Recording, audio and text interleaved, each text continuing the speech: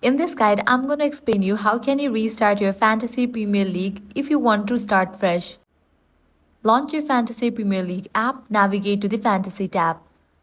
The official FPL app and website do not allow you to reset or restart an existing league once the season has begun, but there are workarounds. The simplest way is to make a brand new league. Just go to Leagues and Cups, tap Create League and share the new code with your friends. Everyone starts from zero, just like a restart. Next up, for draft leagues. If you are using FPL Draft, you can restart by creating a new draft league.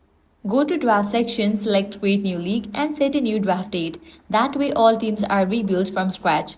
If your group wants to keep the same league but pretend to restart, you can all agree to start counting scores from a specific game week. This is not official in the app, but it works as a friendly reset. So while you can't hit reset button creating a new league or draft is the best way to restart your FPL competition. And that's it. If this guide helped you out, do not forget to like, share and subscribe. Thanks for watching.